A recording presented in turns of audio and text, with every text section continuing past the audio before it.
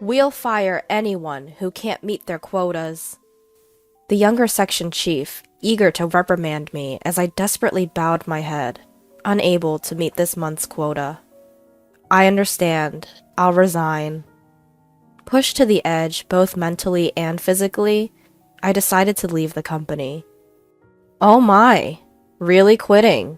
It'll be tough for an old man like you to lose your job, you know, the section chief scoffed at me. The day after I quit the company, I received a call from an ex-team member on my smartphone. What's up? It's terrible. Please come back, Mr. Watson. Apparently, since the day I left, calls from our contract companies had been non-stop. Firing him was a foolish move. The words from a client would eventually force the section chief to bow deeply to me. My name is Benjamin Watson. I lost my father to illness when I was a child. I'm sorry for always making you feel lonely. It's okay, Mom.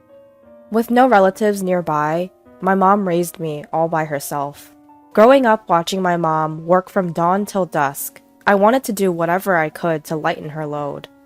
Mom, I'm going to work as soon as I finish high school. I'm sorry, I've only caused you hardships. It's okay, just leave it to me. Despite saying that, finding a job right out of high school was tough. I couldn't pass the initial screenings and couldn't even make it to an interview. I was unemployed for about a month. But when I kept sending out resumes everywhere, only one company passed me through the screening. It was a sales position at an insurance company. Anxiety crossed my mind. I'd heard that working for an insurance company was demanding, with strict quotas. However, my desire to secure a job and reassure my mom was stronger. I headed to the interview, determined to get the job. Whether they recognized my enthusiasm or they were simply short on staff, I was hired on the spot. Fast forward 35 years, I'm still working on the front lines as a salesperson, handling corporate clients. My monthly sales just barely meet the quota, and I'm completely off the promotion track. But perhaps my original diligent character is still alive. I've earned the trust of my clients with my polite service. I want to ask about this insurance, is that okay?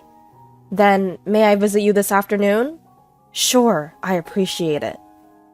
Even on my days off, if someone called, I would head to them.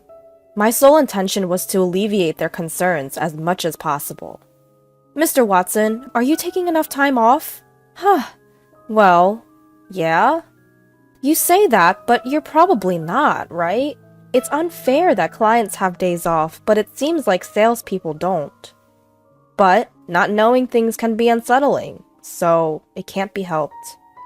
The workload increased, but I wanted to work for the sake of others. Working like this, I often receive words of gratitude, which fuels me. It's a great help that you come right away when I call. Thank you. No problem. Call me anytime. However, my work style was disliked by one of my boss. Selling such cheap insurance, you must be quite proud of yourself. Proud? I didn't mean to, but every insurance policy is important when you consider the client's needs. I responded confidently to Section Chief Howard, who didn't bother to hide his disdain. Section Chief Howard is a boss who was recently transferred from headquarters to our sales department. Unlike me, a high school graduate, he's an elite who graduated from a well-known university, and apparently, big expectations were placed on him from the head office. You can tell by the fact that he's been made a section chief, nearly 20 years younger than me. Are you feeling superior just because you've been working for over 30 years and still haven't been promoted? From Section Chief Howard's point of view, it seemed I was incompetent. In fact, looking at my sales quota, I couldn't argue. Since you're my team member, I'm in trouble if you don't bring in solid numbers. It seemed that Section Chief Howard was aiming for further promotion using this position as a stepping stone, and he was quite enthusiastic. Although that in itself isn't bad, I just couldn't bring myself to follow his directives. Listen up, you guys! Selling cheap products to small businesses doesn't make a profit. Target the big fish. Sell them our best, proudest products. Section Chief Howard rallied the young salesmen and sent them out. Section Chief Howard's policy was to sell the best insurance to large accounts. In other words, to push the product with the highest premiums. I didn't like this approach. The insurance that Section Chief Howard was pushing covered various things and could fully prepare for any contingency. However, the higher the coverage, the higher the cost, which I didn't find conscientious. Insurance for any eventuality should not become a daily burden. Moreover, it included insurance that the client might not really need. Section Chief Howard said things like, "Consider the maximum possible occurrence, stir up anxiety, and make them feel the need for insurance. This is a sales skill." But to me, that's a ridiculous idea. I value providing insurance that suits each company, regardless of their size, by listening to each one. Because of this, it takes time, and I end up working late every day, but it's necessary to get their understanding. Section Chief Howard disregarded this. "Your way of working is really inefficient. Sell more quickly and earn more." Sorry. While apologizing, I ignored Section Chief Howard and I continued my way. Even though I was going against my boss, I couldn't confidently say that my way was absolutely right. "Are you listening to me?" "Huh? What did you say?" I had been neglecting my time with my family. Coming home late every night, I had almost no time with them. Exhausted from work, I was always inattentive to what my wife said. "I just want to spend more time with you." "I'm sorry, I'm just tired from work." "On your days off, you should really rest. I'm worried about your health." My wife was unhappy about the limited time we spent as a family. Even though I was supposed to be working for my family, they were voicing their dissatisfaction. Is this really okay? I was constantly questioning myself. And then my way of doing things hit a wall. Oh my, you couldn't meet your quota. I'm very sorry. I couldn't meet this month's quota. Section Chief Howard took this opportunity to scold me as I desperately apologized. "Mr. Watson, do you think you can make up for it next month?" "Well, that's... If the quota isn't met, the shortfall for this month must be added to next month's. As I'm barely meeting the quota as it is, the possibility of making it seemed incredibly low. If you can't, maybe you should consider becoming part-time?" Part-time? Can there really be a part-time salesman? While I was confused, Section Chief Howard smirked. "If you don't want that, then you're fired." I was declared fired. Fired. However, when I said it out loud for some reason, the word went down easily. I can't say I have no regrets about my current job, but haven't I been working hard, even cutting into my family time? I thought it might be good to accept being fired and treasure the family time I hadn't had until now. I pictured my wife's face. "Understood, I'll resign." "Oh my, really quitting? It's going to be tough for an old man like you to lose your job." Section Chief Howard continued to say things, but I bowed my head and returned to my seat. Having worked here for a long time since graduating high school, I would probably have to hand over my tasks. I started the process of resigning. That day, unusually, I came home on time. When I opened the front door, my wife, with a surprised look on her face, greeted me. At first she looked puzzled, but then she broke into a smile. "You're home early today. Dinner isn't ready yet. Could you wait a bit?" "Ah, thank you." This might have been the first time I really watched my wife cooking since we got married. I realized how much of my time had been consumed by work. "Well, I've decided to quit my job." "I see." My wife didn't ask for details when I told her I was resigning. The next day, I submitted my resignation to Section Chief Howard. He had a broad smile on his face. It seems like he was pleased. "Please, get the handover done quickly." Understood. I cleaned up my desk and explained my responsibilities to the person taking over. Until I quit, I visited clients together with my replacement. "What? Mr. Watson, you're quitting?" "Yes, well, there were many clients who tried to persuade me to stay, but I politely said my goodbyes. And then a month later, I left the company. Leaving the company I'd worked at for so long was sad, but my heart felt light. My wife seemed to be in a good mood, even though I was now unemployed. "You're not worried. even though I'm unemployed? Not at all. I was more worried that you were working too hard and might collapse one day. My wife had always been worried about me. I had been working so much that I made her worry. Why not? You've worked hard up to now. It's okay to take a break. Right. Thanks for always worrying about me. How about we go on a trip? We have plenty of time now. That sounds great. Let's go to a hot spring to heal from years of exhaustion. My wife was very happy when I invited her on a trip. So, the next day, we quickly set off on a hot spring trip. However, while I was relaxing with my wife on the trip, I got a call on my smartphone from an ex-team member. What's up? It's terrible! Mr. Watson, please come back! I was surprised at my ex-team member's panic, but I asked him to explain. He said that since the day I quit, the company has been getting non-stop calls from our contract partners. They all said they wanted to cancel the contract now that I've quit. So many calls were coming in that it was interfering with their regular work.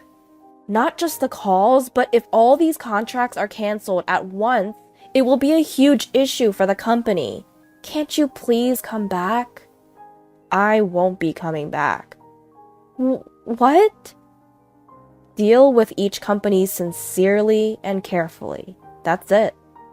My ex-team member was still talking, but I hung up and turned off my smartphone. My wife, who had been watching the exchange, looked puzzled. What happened? My ex-team member asked me to come back. So they realized how amazing you were after you left. Huh. My wife was in a good mood after hearing the story. Although I missed my work, if I went back, I wouldn't be able to see my wife's face like this. I decided not to return to work, for my wife's sake as well. Seeing an expression she didn't show while I was working. After that, I blocked out the calls from my ex-team member and enjoyed the trip. While out for a walk, my wife invited me to an old-style cafe. This is a nice place, isn't it? I've always wanted to come here. You know your cafes. At my words, my wife looked a little sad. I wondered if I said something strange. You know, visiting cafes is my hobby. Oh, I didn't know that. Indeed, cafes are fashionable and have cute food, so I'm sure many women like them. I'm actually a certified barista. Did you know? What? That's amazing. I've mentioned before that visiting cafes is my hobby and about my certification. The tone of my wife's voice dropped, and I hurriedly bowed my head. When I was working, I was tired and didn't really listen to my wife's stories. Well, it's okay. When we get home, I'll make you some of my special coffee. True to her word, when we returned from the trip, my wife made me coffee. It was completely different from the instant coffee I usually had. Delicious! I can't believe I can drink this at home. I'll make it for you anytime. From then on, my day began with the coffee my wife brewed for me every morning. Spending more time with my family, I found there were many things I didn't know. While regretting that I had neglected my family until now, I decided to cherish my time with my wife. A few days later, I received a call from Chief Howard. I hesitated whether to answer, but considering the recent situation with my ex-team member, I pressed the call button. Mr. Watson, I was wrong. I'm sorry. Could you please come back? Chief Howard apologized to me and asked me to return to the company. After I quit, it seems that Chief Howard had to deal with the endless calls from our contract partners. He had visited our partners and apologized. Mr. Watson was always kind and considerate. Amidst the many people trying to push insurance, he was a rare breed these days. Chief Howard had heard from our partners how much they appreciated me. This wasn't just one or two companies, it was the same everywhere he went. Firing him was a foolish move. Strongly criticized, Chief Howard seemed to have deeply realized that his sales approach was wrong. Hearing the words of the customers conveyed by Chief Howard, I felt warmth in my chest. I was wrong. What the customers really needed was considerate service. You are good at observing customers. I want to learn the job from scratch, under you. Chief Howard was desperate. His tone had none of the condescending attitude from before. I'm really grateful that you'd say that, but I'm not coming back. What? If you think you were wrong, then reflect on it and treat your customers right. There's no need for me to return. But I found a new job. My words left Chief Howard breathless, which was evident even over the phone. After a brief silence, he said, "I see. There's nothing we can do then."